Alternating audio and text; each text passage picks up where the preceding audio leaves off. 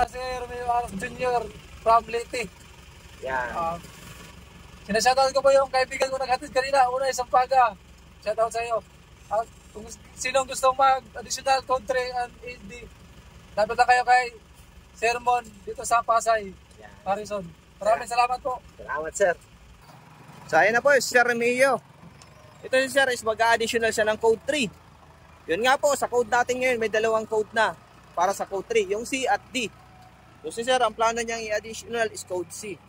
So magdadrive kasi siya ng mga straight truck sa province nila. Kailangan niya ng code C. Yan.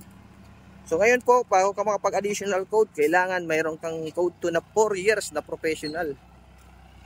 Maaga to si sir dito pumunta. So yung mga gusto dyan mag-additional code 3 at code 8, mag-PM lang kayo mga sir. Wala pong ibang hahanapin si LTO kundi yung PDC certificate po.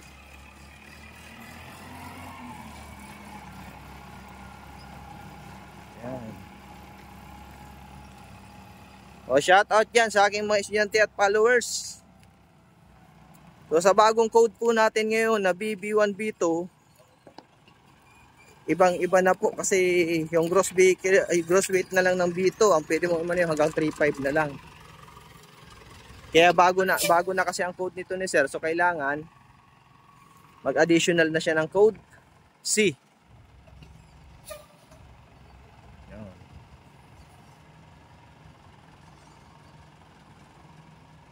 So more on parking po ginagawa namin dito. Napakainit po talaga ngayon. Parating na yung summer.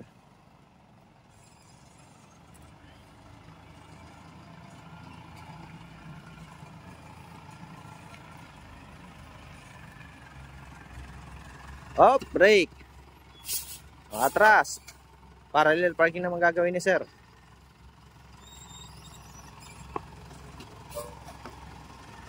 Okay.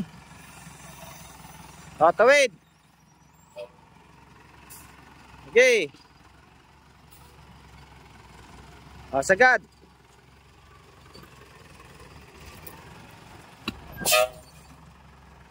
Up, abante.